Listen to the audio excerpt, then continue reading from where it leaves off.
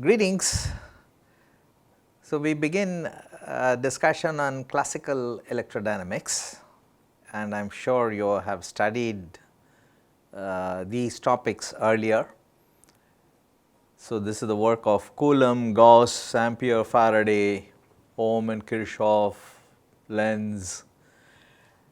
And as you rightly pointed out, the picture of Maxwell is missing here, but it will come. So, these are the brilliant experimentalists who laid the foundation for the theory that we are going to learn about, which is Maxwell's theory. And that in turn laid the foundation for something else, which you can see in this quotation, that the special theory of relativity owes its origins to Maxwell's equations of the electromagnetic field. So, the semi-empirical laws of Coulomb and Ampere and Faraday, Lenz, Kirchhoff, Ohm, everything, Henry, it all comes together in Maxwell's theory, and Maxwell's theory itself laid the foundation for the special theory of relativity. And this person goes on to say in this quotation that since Maxwell's time, physical reality has been thought of as represented by continuous field. And this is a brilliant idea, that the idea of field. This is a very important idea which continues to be studied even in today's physics. This is not capable of any mechanical interpretation, and this change is the most profound and most fruitful that physics has experienced since the time of Newton, and the person who said this is none other than Einstein himself, who attributes the special theory of relativity, the origins of the special theory of relativity, to Maxwell's equations. So, the field is a brilliant idea, and today we talk about it very easily. We talk about the gravitational field, the spinor field, the quantum field, the tensor field, the Higgs field, all right. But it has a troubled history. It is not something that was discovered and understood very easily in physics. Kepler and Newton, they struggled to explain how sun's gravity influenced the motion of planets. So, what is the mechanism? If I want to move an object, I stretch my hand and move it. And sitting over here without touching it, how do I move it? Right? That is how the sun, moves in some sense, the orbits, the planets in orbits around it. So, Kepler even thought that there were some invisible spokes which ran from the sun to the planet, and these spokes were driving the planet just like the wheels of a bicycle are turned by these radial spokes. So, at the time, the idea of a gravitational field did not exist at the time of Kepler. And then we talked about the velocity field in fluids. Euler used this. In fact, they went on to study, Euler and Lagrange went on to study the divergence and curl of the field. But even then, the velocity field itself consisted of particles which were the fluid particles which were moving, all right. Whereas a field as such exists, even if there is no material particle at that point, if I have a charge over here, it generates a field at this point, and it does not need the presence of a material particle over here, which is not the case in the velocity field in a fluid. So, the idea of a field really matures only in the electromagnetic theory, in the theory of electrodynamics. So, a matter need not reside at a field point, and all of them, Kepler, Newton, Euler, and then the contributions of Coulomb, Ampere, and so on, Oersted, they all made extremely important contributions to the development of a field, but the idea of field itself was formally organized in the work of Maxwell. And Maxwell specifically went on to declare that the theory I propose may therefore be called a theory of electromagnetic field, because it has to do with the space in the neighborhood of electric or magnetic bodies. So, it is in the region around an electric or magnetic body that a field exists. Maxwell's theory provides the divergence and curl of E and B, as I am sure you have seen these equations earlier. So, but we will also be introducing the divergence and the curl of E and B in this course, and we will also discuss the same. And the reason these equations are so important, because the equations of curl and divergence for E and B together with appropriate boundary conditions give you everything that you need to know to solve problems in classical electrodynamics. The reason is that once you have E and B, you can construct the force acting on a charge, whether it is at rest or moving, that force being given by the Lorentz force. And once you have the force, you can describe how its equilibrium changes, at what rate it changes, solve the equation of motion and get its trajectory and solve any problem in electrodynamics. So, there are two important theorems which we shall be studying, the uniqueness theorem and the Helmholtz theorem in this context. But prior to this, we will briefly review the empirical laws of the electromagnetic fields. Okay, these are formulated by carrying out experiments, and the experiments give you some systematic results. Every time you do the same type of experiment, you get the same type of result. And if the result is independent of the size of the charge, means you do an experiment and estimate the force of attraction or repulsion between the two charges, depending on whether they are unlike charges or like charges. And then you find that they exert a certain force, you are able to measure the force, and you discover that this force must reduce as the inverse square of the distance, regardless of how far you keep these charges from each other. That law applies for this distance and also for this distance and also for any distance.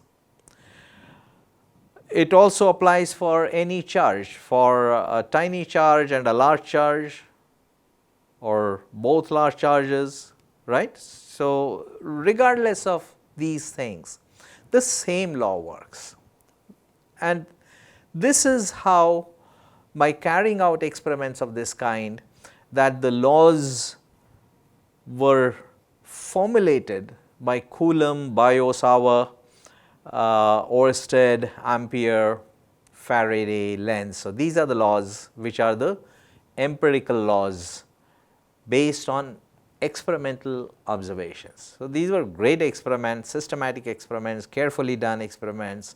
A lot of hard work has gone into this, to do this experiment systematically and to discover from these your observations that there is a law.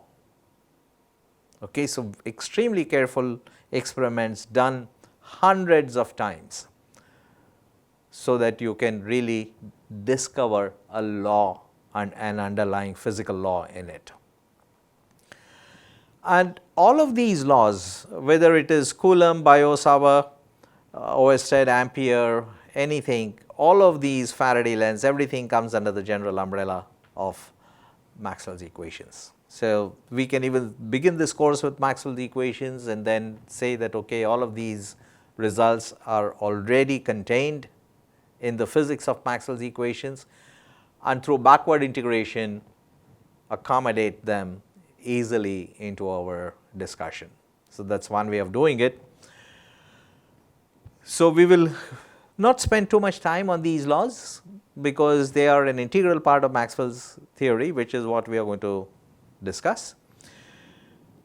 But nonetheless, we will overview these laws. They are brilliant expressions of the efforts of people like Coulomb, and you know that if you have charges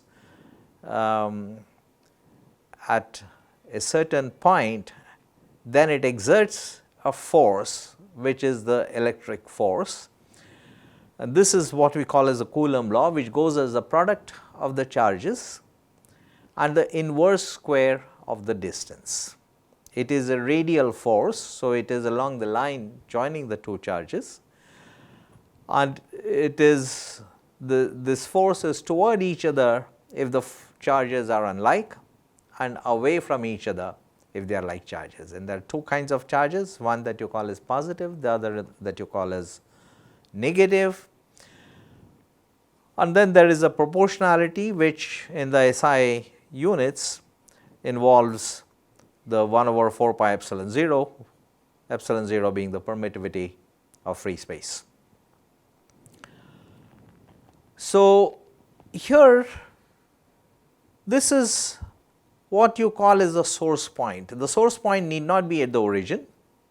The source point is here, the field point is here, and you can have a coordinate frame anywhere, and we will denote the source point by the primed r and the field point as the unprimed r in the frame of reference situated at the origin. So, this will be our notation, that the field point is always denoted as unprimed r and the source point as r prime.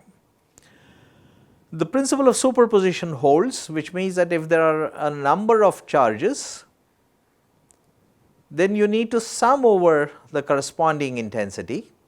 Okay, intensity is a force per unit charge.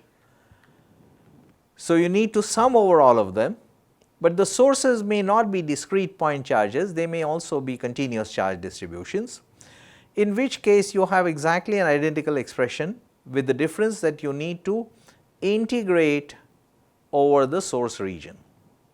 So, rho r prime is the charge density at a certain source point r prime, but the source point r prime is not unique, it is spread over a certain region, it may be over a region of space like this, all right, and then you need to integrate over the entire region so that you can add up the effect. So, essentially this is the principle of superposition, because it is essentially a force and forces are additive. So, now we have used the inverse square law.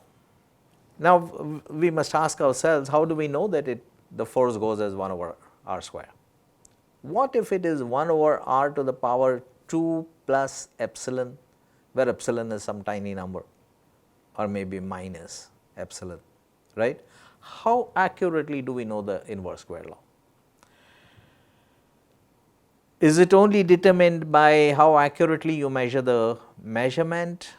Are there any other fundamental considerations involved in this? So, the inverse square law, this being a conservative force, is derivable from a potential.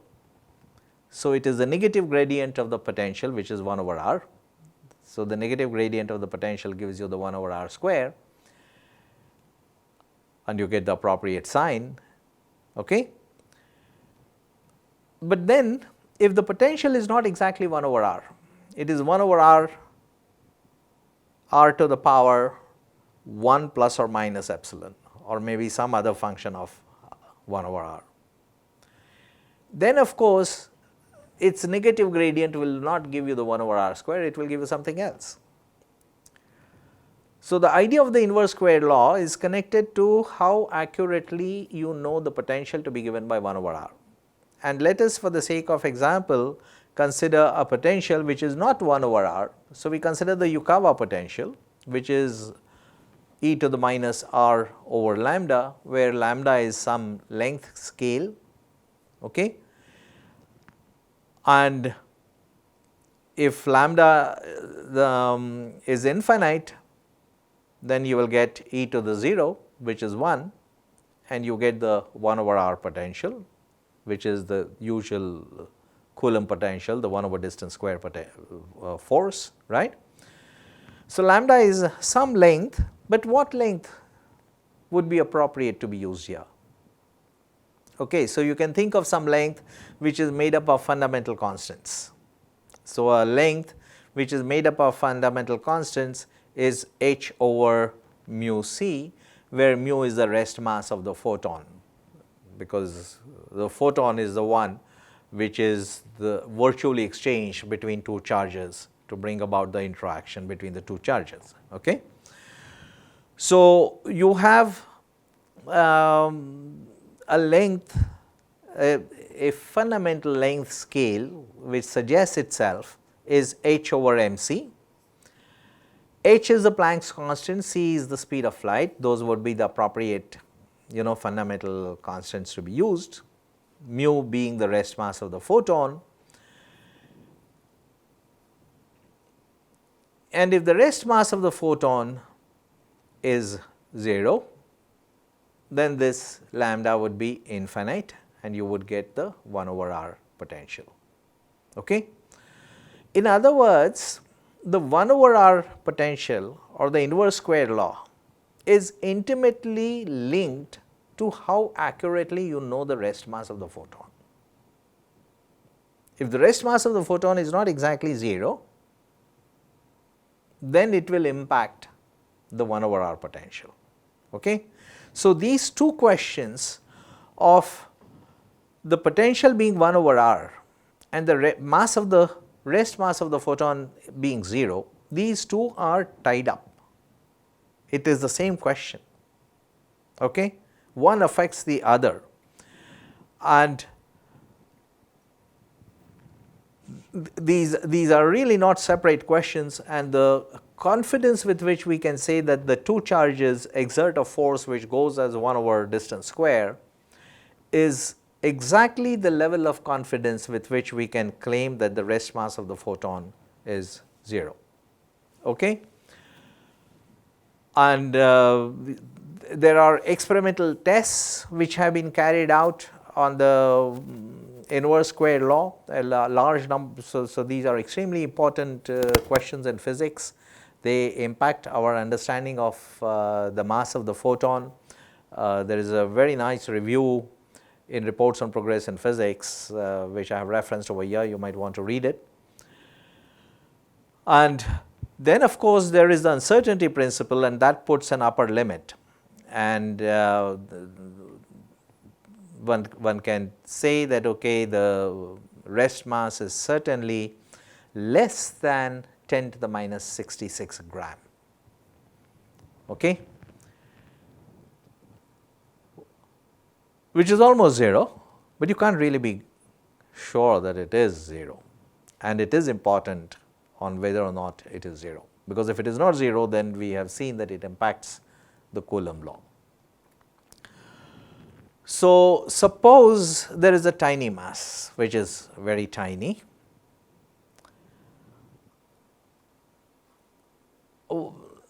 but not 0.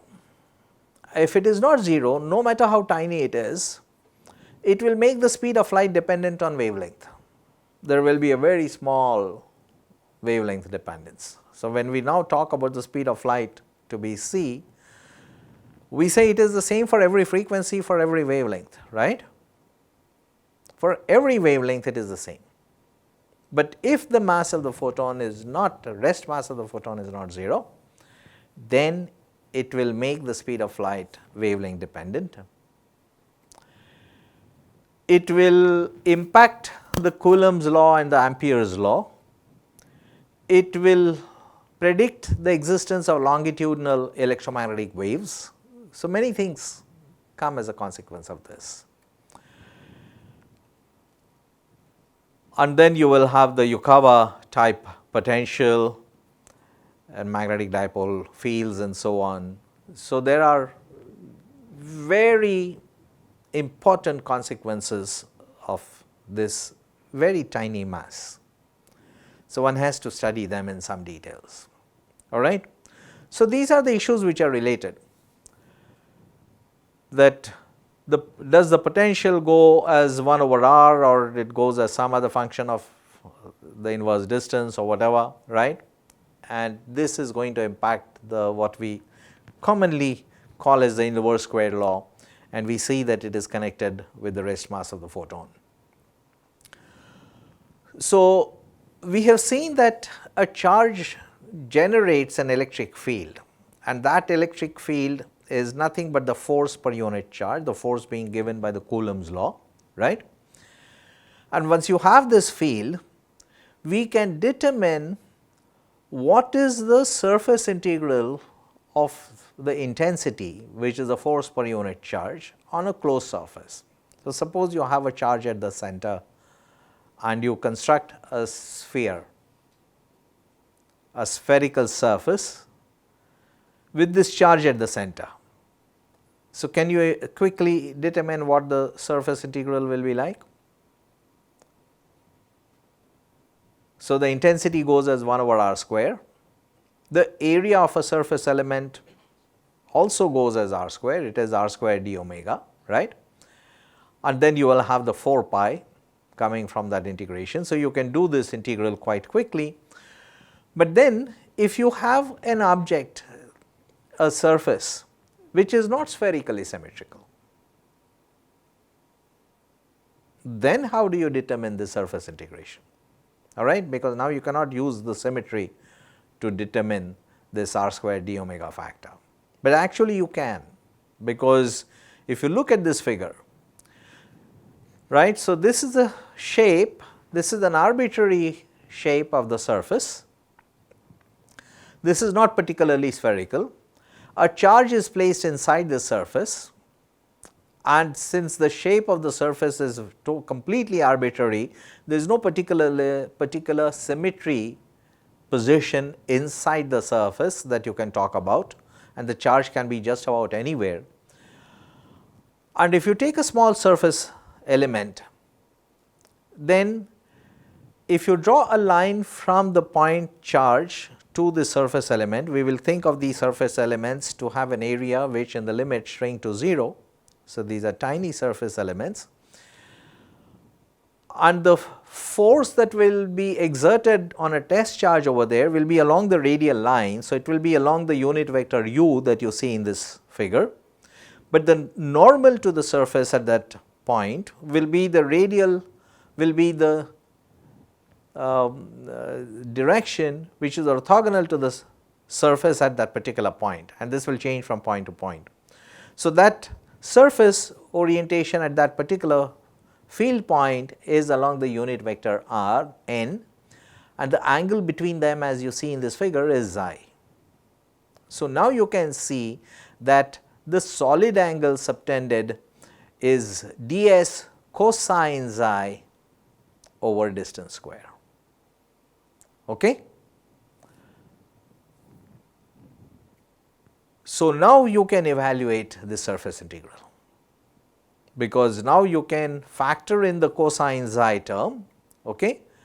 And once you have the cosine xi term, then you once again find that it will give you that 4 pi, right, and you will see that it gives you the q over epsilon 0, just as it did when you had the charge at the center of a spherical this thing. So, the surface integral E dot ds equal to q over epsilon 0 is true for any kind of surface, not just for a spherical surface, okay. And it is as good as the Coulomb's law. You can see that it has got in it the complete content of the Coulomb's law, okay. It is completely equivalent to the Coulomb's law. So, this is sometimes called as a Coulomb-Gauss law, because using the Gauss's divergence theorem, you can write this surface integral as a volume integral, okay, of the divergence of E. So, this is true even if the shape of the surface or shape of the region is such that it has got some kind of bays and peninsulas. Okay. So, if you see that you have got a charge which is kept over here and the closed surface is this surface which is shaded, all right. And if you look at this cone, then it cuts this surface over here, it is outward, the unit normal is out of the surface, here the unit normal is into the or toward from left to right, here again it is from right to left. Okay. So, this right to left and this left to right, the flux over here will cancel each other and there is only one that remains. So, even for a complicated shape, the law holds good. And if the charge is placed outside that closed surface, for example, in this figure over here, it is outside the closed surface, then you can see that here the unit normal is pointed from left to right and here from right to left, and the flux over there will cancel and the charge which is enclosed will be 0. Okay. So, it works not just for a spherical surface. So, one tends to think that okay, you can use this Gauss's law only if there is a symmetry for the placement of the charge, and if there is no symmetry, then the Gauss's law cannot be used. So, that is not true. I mean, you can use it no matter what it is. It is a fundamental law. It is as strong as the Coulomb's law. There are no limitations on it, all right. And using simple geometry by taking the projections of the surface and doing elementary solid geometry, you can see that it is as good as the Coulomb's law. The charge enclosed is nothing but the integral of the charge density. So, if you now look at this equation, which is the Gauss's law, which is the Coulomb-Gauss law, right, you have got a surface integral on the left and a volume integral on the right, but the surface integral on the left, using Gauss's divergence theorem, which we have used in fluid mechanics, can also be written as the volume integral of the divergence of E. So, now you have the volume integral of the divergence of E equal to the volume integral of the charge density. That is of course, the 1 over epsilon 0 factor. And these two are volume integrals, these are definite integrals over exactly the same space. So, all the limits of integration of all the three variables which are involved in the volume integration, they correspond to each other on the left hand side and on the right hand side, and that guarantees that the integrands themselves must be exactly equal. And if the integrands are exactly equal, you can write the Coulomb-Gauss law as divergence of E equal to rho over epsilon 0. So, these are the differential and integral forms of the Coulomb-Gauss law. Okay. And it is interesting to check out if this really works. Okay. We have got it from physical arguments, but let us do a little bit of elementary vector calculus and find out if the divergence of E actually gives us rho over epsilon 0. So, you determine the divergence of E. Let us use the spherical polar coordinates. We know what is the expression for the gradient in the spherical polar coordinates. So, you write the expression for the gradient and also the electric intensity vector in the spherical polar coordinates, and step by step you work out this. This is not just a dot product of two vectors, it is a vector operation. Okay. So, you have to carry out this operation. The operation involves not just the vector algebra, but also differential calculus, because there are derivatives that you have to take with respect to r, theta and phi with appropriate scaling factors, which is 1 over r for the del by del theta and 1 over r sin theta for the del by del phi. So, you have to do this systematically. So, let us do it step by step, all right, and I will let you work out the details. And once you work it out step by step, what do you get? You get the derivative of ER with respect to r, then you get the derivative of the unit vector ER with respect to theta, and these unit vectors are not constant vectors in the spherical polar coordinates. So, you have to take that into account carefully, and once you do that, then you have the derivative of the unit vector with respect to theta is orthogonal to ER. It is actually along E theta. So, you get E theta dot E theta, and you get a contribution ER over R from here. Okay. And when you put in all the terms, you find that the divergence of E, if you put the values, you get it to be equal to 0. But did we not just say that the divergence of E is rho over epsilon 0? So, we seem to have a contradiction here, okay? And this must be resolved. So, the contradiction comes because of the fact that when you take the divergence of E, where E goes as 1 over r square, you are taking the divergence of a vector which is a radial vector and whose magnitude is 1 over r square. Now, 1 over r square is a very nice quantity which blows up at r equal to 0. Okay. So, you have to be very careful when you are dealing with a singularity like that. Okay. So, that is resolved by recognizing that if the region of integration includes the point r equal to 0, then you have to resolve this contradiction. Is divergence of the radial vector 1 over r square, is it 0 or is it 4 pi? Okay. So, it is 0 sometimes and 4 pi some other times, and that depends on whether or not the point in question includes if it is r equal to 0 itself, the point of origin, then of course, this relation is not valid, and that is where the Dirac delta function comes in.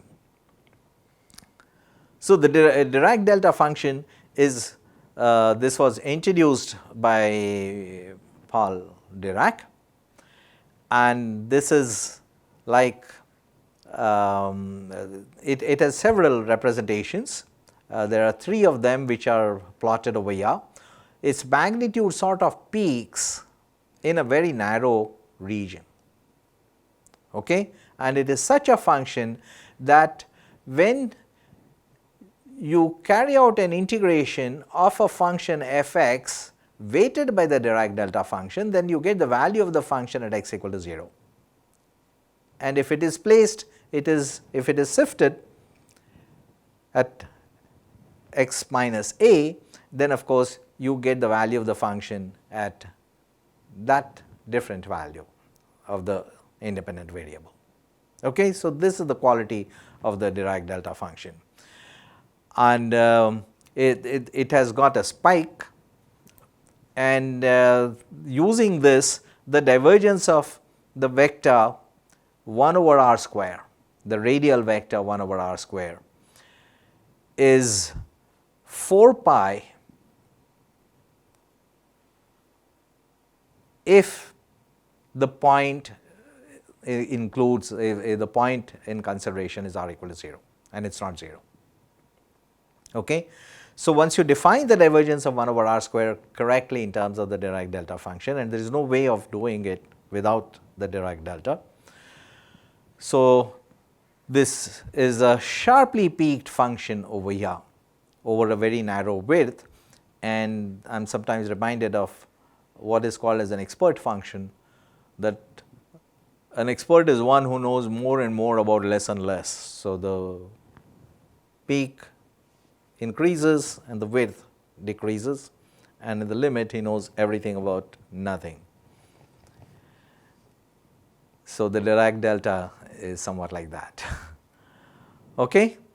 So, you can handle this conflicting results that we got the divergence of E equal to rho over epsilon 0 using one argument and equal to 0 using the other argument, is only because we had not factored in the Dirac delta. Once you factor it in, you get a very consistent relationship, and you are able to interpret the Coulomb Law without any difficulty. Okay. So, this is a generalized function which was introduced by Dirac, and then Lawrence Schwartz proved it. Temple showed how simple it could be and how it can be used. So mathematically it belongs to the very rigorous family of what are called as generalized functions or distributions. Then there is also the Biosour Law, and it tells what is the value of the magnetic field at a field point. So this is the field point due to a current, and the current is flowing in a certain circuit, okay, and it generates a certain influence which we call as the magnetic influence, and subsequently we will learn that this partitioning of this influence between an electric field and a magnetic field really depends on the observer. There is a certain relativity that comes into the picture. Okay? So, this is a certain influence, and if you extend this argument of the Biosour law, then you actually get the Amperes law, and this is something that we will discuss. All right. So, this is the important Biosour law, that the influence an electric current generates at a field point. Okay, the field point is R1, no, the field point is R2, the field point is R2, the source is a current at R1, the source is a current which is flowing through this, and with reference to this coordinate frame of reference, a current segment over here delta L1 is at position P1 in the current loop, okay, and this exerts a certain influence which is given by the Biosour law, and if this current is a volume current, then you have to carry out the corresponding integration over volume. But then if you want to interpret this very rigorously in terms of the causality conditions, that a certain cause over here determines an effect over there, and then you take into account the speed at which this influence can propagate. Then you have to take into account the retarded potentials and so on, and these retarded integrals can be factored into the electromagnetic theory in accordance with the principle of causality, and you get mathematical equations which are known as Jeffy-Manco's equations, which you can read about in various nice books on electrodynamics.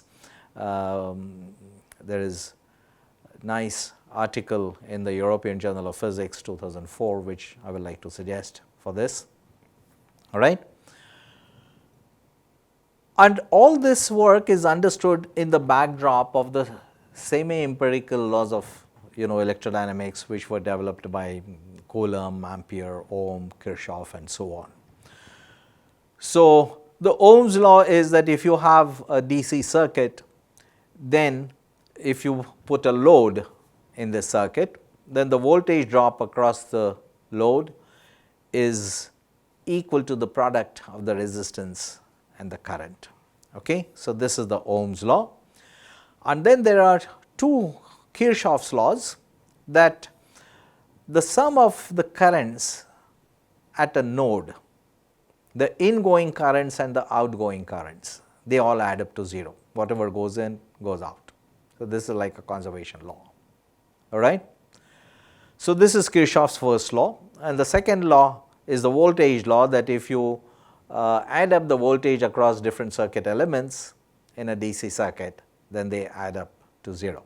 So, this is the backdrop of the empirical laws which were understood, and then of course comes the work of Faraday, Henry, and Lenz, in which they talked about influences being generated even if there was no traditional DC source, but a DC source like a battery.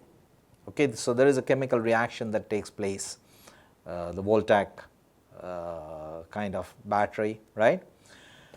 And that would generate a source of voltage difference, and that in a closed circuit will give you on addition 0, which is Kirchhoff's second law. But then when you do not have such a chemical source of battery, even then you may have certain voltages generated across different circuit elements. You may have currents flowing, and that comes because of certain induction phenomena which were discovered by Faraday, Henry, Lenz, and these are the laws of electromagnetic induction. So, the development of the semi-empirical classical electrodynamics is the coming together of brilliant experiments, and physics, as we know, is essentially an experimental science. So, you carry out careful experiments, repeated experiments, and no matter how many times you repeat this experiment, you are able to come up with certain commonalities, and these commonalities are what you call as the law. And this is the law which you have discovered through the process of carrying out careful experiments. So, such laws are called as semi-empirical laws. So, the laws that we discussed in this class, the Coulomb, Gauss law, the Amperes law, the Biosour law, Faraday's law, these are all essentially semi-empirical laws. And I will continue from here in the next class. If there is any question, we can certainly discuss it. So, there are these fine subtleties about how the inverse square law is connected with the question of the mass of the photon, okay? And these are very challenging questions, and these are studied at the very frontier of physics. So, it is nice to be aware of that and apply your minds to it. Thank you.